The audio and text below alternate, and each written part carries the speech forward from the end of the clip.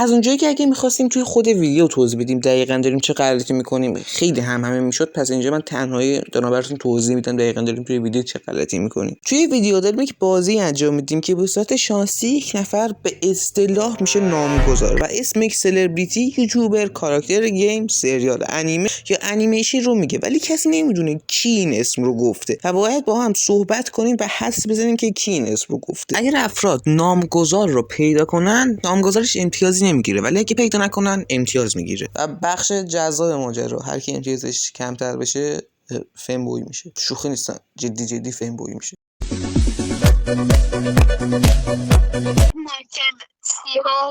اون اوکی. پتو داره. آره جفتمون میشناسیم. موئل اومده چون من دست دیکس سایل ما رو در رقمه. ببین دیجی داره از چیز روانشناسی معکوس استفاده میکنه. وایسا مایکل سی صداش دیجیه. اولا اینکه دیجی وجود داره، بنده علی اینو فرستاده. نه ببین تو اینو فرستادی چون من قبل ویدیو گفتم مایکل سی میفرستم که به جای تو بیام و تو الان این داری تو داری روانشناسی معکوس رو میگی رو رایگیری برای مایکل سیار. کی به موئل رای میده؟ من. کی روی یزدان رای میده؟ هیچکس. کی روی من رای میده؟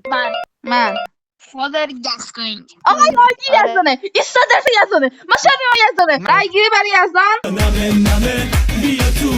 کریس همسو بازیگر تور بود. کریس همسو همین یارو کی اینجا مارول فنه؟ نه من دیسی دوست دارم. نه یزدان مارول فن یا دیسی فن؟ یزدان مارول فنه. من هیچ کدوم نمیبینم. من تا الان تو زندگی اصلا اما میگم یزدان بچه ما اشتباه. من عاشق تر از پیشم دارم، عاشق ترم میشم با تو چون شبای خواب شراره. متین کیه؟ زده متین از ممنتو، یعنی متین از گروه ممنتو احتمالاً دیگه. این دیجیه یزدان. من مطمئن یزدان ممنتو نمیبینم. من زیاد نمیبینم اونقدر. چی؟ خیلی. خب یزدان هم داره میگه من خیلی نگاه میکنم. چرا خودتو سفید کردی؟ تو همیشه میشینی با من در مورد ممنتو صحبت میکنی، در مورد ویدیو ممنتو، از ناعدالتیایی که تو ویدیو ممنتو هست. من میگم فرد بعدی ایدا وانگه، در مورد ایدا وانگ صحبت کنیم. بابا این خودت جاتش گرفت. حاجی جاتش گرفت خود سر جمع کنه. ایدا وانگ همه تو این جمع میتونن باشن خدایی. ببین یزدان رزیدنت ایول بازی نکرده. ببین من سنگین کراشم رو ایدا، ولی اینجا نمیکنم. موئل تازه داره رزیدنت ایول بازی میکنه و رزیدنت ایول 2 و رزیدنت ایویلی که ایدا وانگ توش هست. ببین رزیدنت ایول 2 ایدا وانگ نه، ببین ایدا وانگ حتی حضور همون ایدا وانگ نداره. اونجا رزیدنت ایول 4 میاد ایدا وانگ که خیلی چیزه. دیجی همیشه درباره ایدا وانگ حرف میزنه، همیشه. من این بچه‌ها نیستم درباره اشتی حرف بزنم، برای همین رو ایدا هم، ولی تو خراب کردی همه چی. یه نفر نمیشه کانپی دقیقا میخوایی چجور داره یکی میده. 100% خودشه خود یزدان رای اکثریت با یزدانه. ای میگم خانوم کجا جیمز ساندرلند.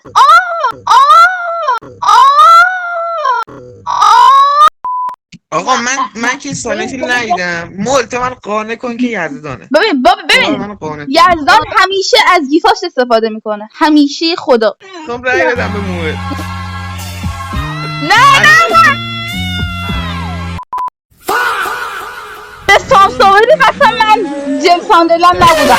سامساوری اسمم یزدانه. من میدونم چرا. یزدان یعنی سگ هاج پاندا اومده به سامساوری یه چیز دیست داده. سامساوری اومده گفته که ایران رو هم قسم میخورن. فقط یزدانه. فقط بده یزدان. نفر بعدی نوشته هاج پاندا.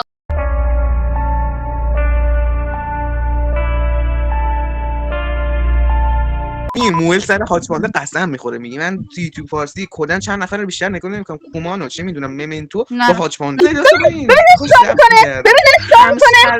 دیجی هاج پاندا رو به خاطر این گفته که صرفا دوستش داره و 100% دیجی. از اونجا که مطمئنم دیگه از جیغ کردن من رو بچه‌ها خسته شدین، خلاصه بهتون میگم تهش چی شد. آخر سر همه سر هاج پاندا به من رأی دادن و بازی تموم شد و من و موئل با هر کدوم یک امتیاز برنده شدیم و یزدان باخت. و بریم واکنش یزدان به باختنش رو ببینیم. آنی هستن از اونجایی که توی ویدیو واکنشی به باختت ندی و به فیمبو شدنت توی ویدیو آینده در واقع یه وایس کوتاه بگیر نظرت ابلاغ کن، من توی ویدیو بذارم. آره همین، با تشکر.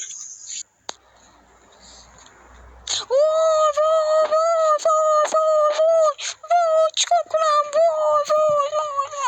من بشم.